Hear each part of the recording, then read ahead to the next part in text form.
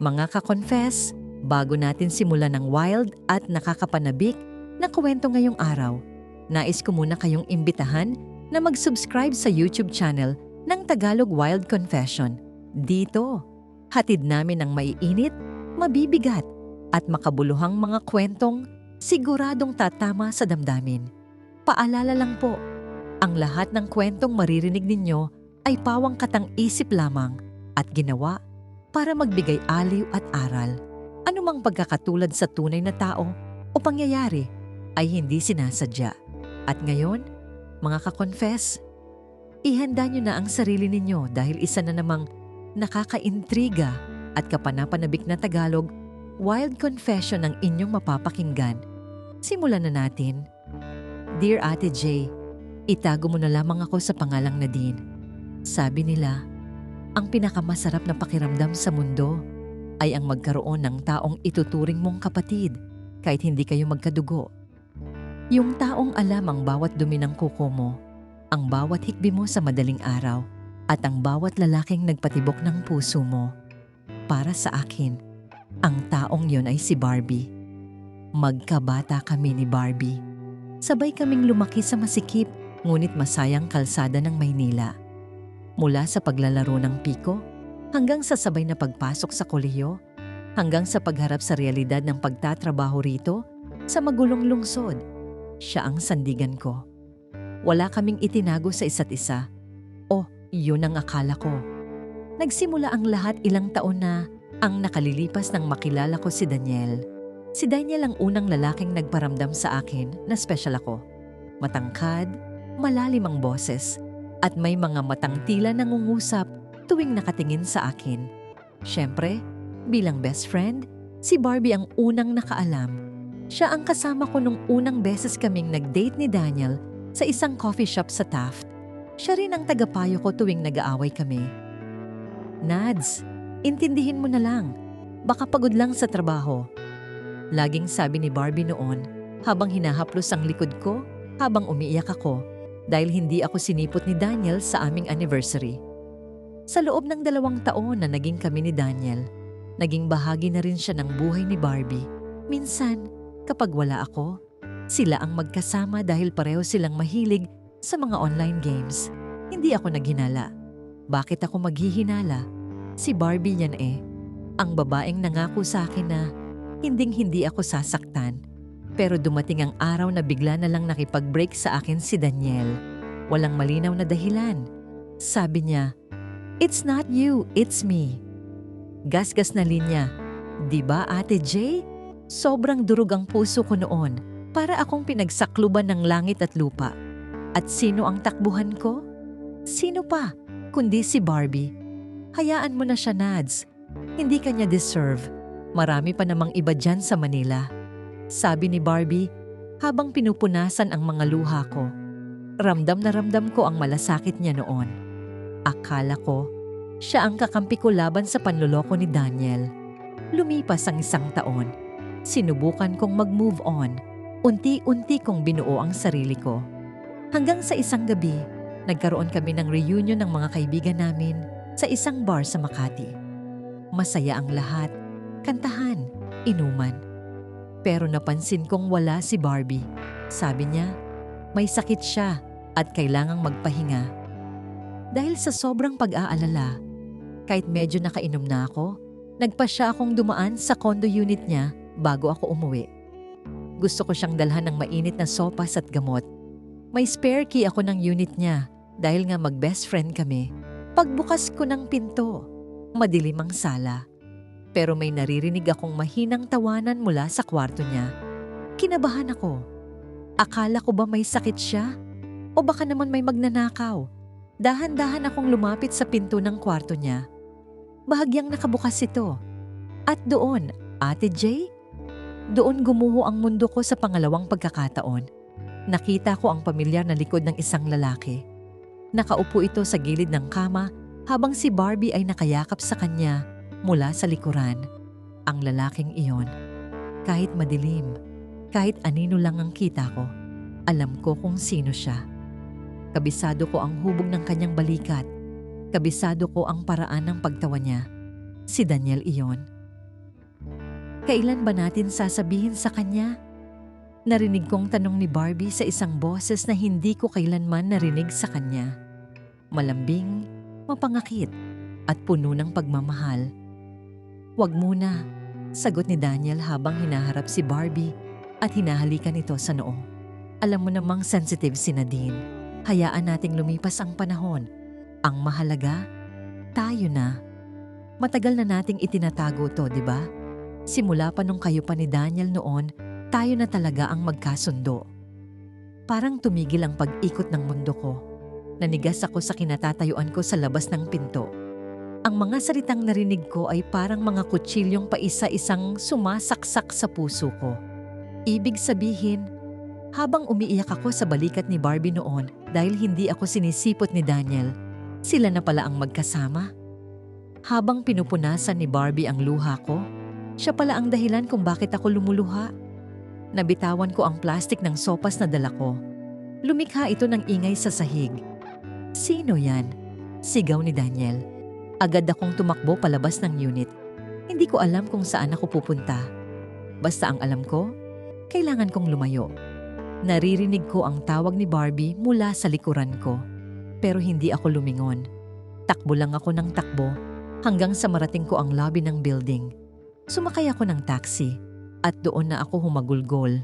"Manila, ang gulo mo, ang dumi mo." Pero wala nang mas dudumi pa sa trader na pagkakaibigan na ipinakain sa akin ni Barbie sa loob ng maraming taon. Pagdating ko sa bahay, hindi ko na binuksan ang mga ilaw. Naupo lang ako sa sahig ng sala habang yakap ang mga tuhod ko. Ang bawat sulok ng apartment ko, may alaala nila.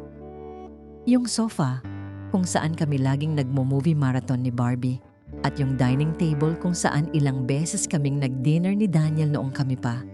Para akong nasusuka sa bawat hiningang kinukuha ko. Hindi tumitigil ang pag-vibrate ng cellphone ko. Si Barbie. Sunod-sunod ang text niya.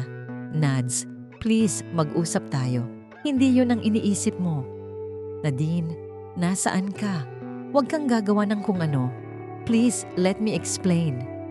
Explain? Ano pang dapat i-explain? Nakita ng dalawang mata ko ang paglalapat ng mga balat nila.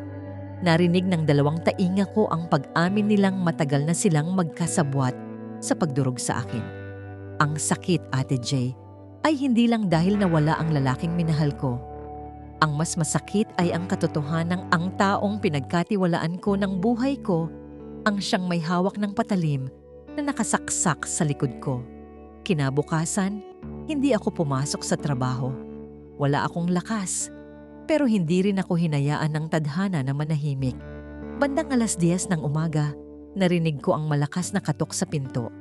Hindi lang katok, kalampag. "Nadine, alam kong nandyan ka. Buksan mo to." Boses ni Barbie. Dahan-dahan akong tumayo.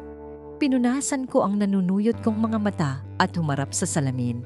Namamaga ang mukha ko, gulo-gulo ang buhok, pero sa loob ko, may namumuong galit na hindi ko akalaing kaya kong maramdaman. Binuksan ko ang pinto. Nakatayo doon si Barbie, hinihingal, gusot ang damit, at bakas sa mukha ang pag-aalala o baka guilt. Sa likod niya, nakatayo si Daniel. Nakayuko, hindi makatingin ng diretso sa akin. Ang kapal din talaga ng mukha nilang pumunta rito nang magkasama. "Anong kailangan nyo?" Matigas kong tanong. Walang emosyon, walang luha. "Nads, sorry. Hindi namin sinasadyang malaman mo ng ganon," panimula ni Barbie. Akmang hahawakan niya ang braso ko, pero mabilis akong umiwas. "Hindi niyo sinasadyang malaman ko? So, sinadya ninyong itago? Sinadya ninyong gawin akong tanga habang magkasama kayo sa kama?" Naramdaman ko ang panginginig ng boses ko, pero pinigilan kong humikbi. "Nadine, makinig ka muna," singit ni Daniel. "Hindi namin ginusto na saktan ka. Noong kami pa ni Barbie nagsimulang magka-develop-an, sinubukan naming pigilan. Pero ano, Daniel? Masarap ba? Masarap bang lokohin ang taong wala namang ibang ginawa kundi mahalin kayong dalawa?" Tiningnan ko siya ng diretso sa mata. 2 years, Daniel. 2 years tayong magkasama. At ikaw, Barbie? Simula pagkabata. Lahat ng sikreto ko, alam mo. Lahat ng kahinaan ko, ibinigay ko sa'yo. Yun pala, ikaw ang kukuha sa kaisa-isang bagay na nagpapasaya sa akin noon. Nads, mahal ko siya. Diretsahang sabi ni Barbie. Doon ako natigilan. Walang bahid ng pag-aalinlangan sa boses niya. I tried to be a good friend. Pinilit kong maging masaya para sa inyo nung una. Pero tao lang din ako, Nadine. Nasasaktan din ako kapag nakikita ko kayong magkasama dahil alam ko sa sarili ko na ako ang mas nakakaintindi sa kanya. Ako ang mas nakakasundo niya. Natawa ako ng mapait. Isang tawang puno ng pandidiri. Wow! So ako pa ngayon ang lumalabas na hadlang sa inyong dalawa? Ako pa ang kontrabida sa love story niyo? Hindi sa ganun, Nads. Lumapit si Barbie. Sinusubukang lumambot ang boses. Sana maintindihan mo na hindi namin ginusto na magtapos ang pagkakaibigan natin nang dahil lang dito. Pagkakaibigan? Pag-uulit ko. Barbie, namatay ang pagkakaibigan natin sa sandaling hinayaan mong hawakan ka ng boyfriend ko. Namatay yun nung gabi na pinapanood niyo akong umiyak dahil sa breakup natin ni Daniel. Habang ang totoo, pinagtatawanan niyo ako sa likod ko. Hindi ka namin pinagtawanan. Sigaw ni Daniel. Guilty na guilty kami, Nadine. Kaya nga ako nakipag-break sa'yo dahil hindi ko na kayang sikmuraan ang pagsisinungaling. Pero itinuloy niyo pa rin. Sagot ko. Itinuloy niyo pa rin hanggang sa mahuli ko kayo. Kung hindi ako pumunta sa kondo mo kagabi, Barbie, kailan niyo balak sabihin? Kapag kasal na kayo? Kapag may anak na kayo? Nagkatinginan ng dalawa. Walang nakasagot. Ang katahimikan nila ang nagkumpirma sa lahat ng hinala ko. Wala silang balak sabihin sa akin.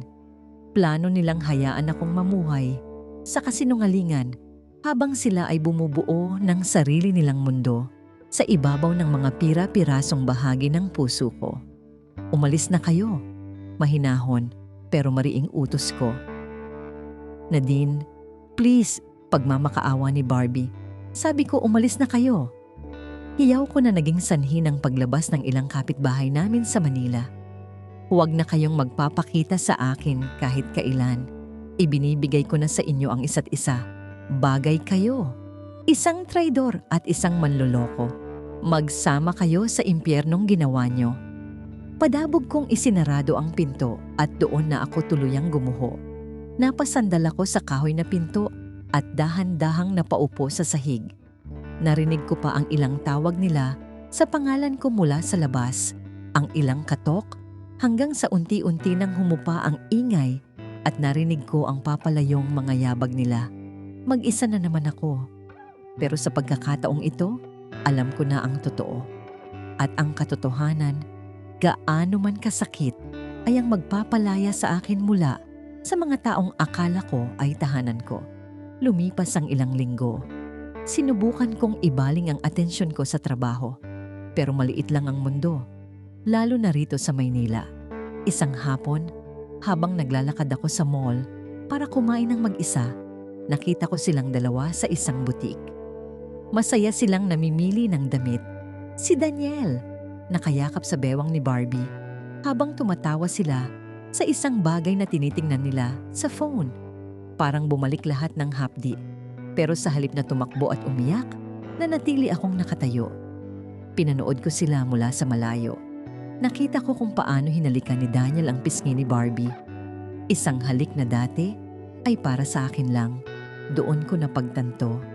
Hindi sapat ang basta lang lumayo. May kung anong parte sa loob ko ang sumisigaw ng hustisya. Hindi pwedeng sila lang ang masaya habang ako ay naiwang wasak. Hindi pwedeng ang pagtataksil nila ay mauwi lang sa isang masayang happily ever after. Kinuha ko ang cellphone ko. Binuksan ko ang gallery ko at hinalungkat ang mga lumang files. Noong bago pa lang kaming mag-best friend ni Barbie, may mga bagay siyang ipinagkatiwala sa akin. Mga bagay na alam kong ikasisira ng reputasyon niya at pati na rin ng pamilya niya. Mga lihim na mas mabigat pa sa relasyon nila ni Daniel. Tiningnan ko ang screen ng phone ko. Isang folder na may pangalang Vault. Doon nakatago ang mga screenshot ng usapan ni Barbie sa ibang lalaki. Noong panahong mahal na daw niya si Daniel. Iba't ibang lalaki. Ang ilan ay may mga asawa pa. Akala niyo ba kayo lang ang may lihim? Bulong ko sa sarili ko habang ang mga mata ko ay nakatitig pa rin sa kanila sa loob ng butik. Napangiti ako ng mapait. Ang dating na din na taga-iyak lang sa tabi ay wala na. Kung ang kailangan para mapawi ang sakit ay ang wasakin din ang mundong kinuha nila sa akin, gagawin ko. Handa na akong maghasik ng sarili kong laro at sisiguraduhin kong sa larong ito, ako ang huling tatawa. Nagsimula akong mag-type sa keyboard ng phone ko. Isang message para sa isang taong alam kong matagal na ring naghahanap kay Barbie. Ang asawa ng isa sa mga lalaking nakarelasyon niya sa tago. Hi ma'am, I think I have something you've been looking for. Tungkol ito sa babaeng sumira sa pamilya niyo. Pinindot ko ang send. Isang malalim na hininga ang pinakawalan ko. Ito na ang simula ng pagbawi ko. Hindi ito tungkol kay Daniel. Hindi na ito tungkol sa pag-ibig. Ito ay tungkol sa paniningil sa bawat luhang inaksaya ko para sa isang pekeng kaibigan. Habang naglalakad palayo, naramdaman ko ang kakaibang gaan sa pakiramdam.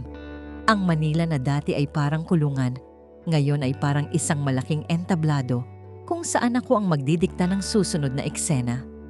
Ilang sandali pa, tumunog ang phone ko. Isang reply mula sa asawa ng lalaki. Sino ka? Anong alam mo kay Barbie? Napangisi ako. Everything, bulong ko sa hangin. Nagpatuloy ako sa paglalakad, hindi alintana ang init at gulo ng paligid. Ang bawat hakbang ko ay puno ng determinasyon. Alam kong marami pang mangyayari. Alam kong baka masaktan din ako sa prosesong ito, pero wala na akong pakialam. Kung kailangang maging wild ang confession na ito, paninindigan ko. Pag-uwi ko sa bahay, inihanda ko ang lahat ng ebidensya. Isa-isang naka-folder, isa-isang nakaplano. At habang tinitingnan ko ang picture naming tatlo noong nakaraang taon na kinuha ko sa wall at unti-unting pinunit, alam kong wala nang balikan ito. Good luck Barbie, sabi ko habang tinitingnan ang punit na mukha niya. Sana sapat ang pagmamahal ni Daniel para protektahan ka sa darating na bagyo. Hindi nagtagal, tumunog ang telepono ko. Isang tawag mula sa isang hindi kilalang numero. Sinagot ko ito nang may malamig na boses. Ang babae sa kabilang linya ay ang asawa ng isang kilalang negosyante na naging biktima rin ng panunulot ni Barbie noong nakaraang taon. Sa loob ng isang oras na pag-uusap, ibinigay ko ang lahat, mga petsa, mga hotel, at ang mga screenshots na naitabi ko bilang insurance noon nang hindi ko namamalayan kung bakit. 3 araw ang lumipas. Habang nasa opisina ako, nakita ko ang mabilis na pagkalat ng balita sa social media. Isang skandal ang pumutok tungkol sa isang social climber na nanira ng isang respetadong pamilya. Hindi binanggit ang pangalan ni Barbie sa main headline, pero ang mga litratong kumakalat ay malinaw na siya. Ang Manila, na dati ay kalsada ng aming mga pangarap, ay naging entablado ng kanyang kahihiyan. Nakita ko ang post ni Barbie sa Facebook, isang mahabang post na nagmamakaawa ng privacy at nagsasabing siya ay biktima ng paninira. Pero huli na ang lahat. Nawalan siya ng trabaho dahil sa masamang imahe na idinulot nito sa kumpanya nila. At si Daniel? Ayun, nakita ko sa isang post ng common friend namin na nag-delete na siya ng mga photos nila ni Barbie. Mukhang ang mahal ko siya na paninindigan ni Daniel ay mabilis na naglaho nang madamay ang sarili niyang reputasyon. Isang gabi, nakatanggap ako ng huling text mula kay Barbie. Alam kong ikaw ang gumawa nito, Nadine. Bakit? Akala ko ba best friends tayo? Hindi ko siya sinagot sa text. Sa halip, pinuntahan ko siya sa tinitirhan niyang apartment. Nakita ko siyang nakaupo sa labas, may mga maleta sa tabi. Mukhang pinalayas na rin siya ng landlord niya dahil sa gulo. Wala na ang kislap sa mga mata niya. Wala na ang mapang-akit na ngiti. Best friends tayo, Barbie. Sabi ko habang nakatayo sa harap niya. Kaya nga ibinigay ko sa iyo ang kailangan mo. Ang katotohanan. Sabi mo mas nakakaintindi ka kay Daniel, di ba? Ngayong pareho na kayong bagsak, tingnan natin kung gaano niyo pa maiintindihan ang isa't isa. Wala ka ng puso, Nadine. Pagikbi niya. Matagal nang nawala ang puso ko, Barbie. Pinatay niyo nung gabing narinig ko kayo sa loob ng kwarto mo. Huling sambit ko bago ako tumalikod at tuluyang lumakad palayo.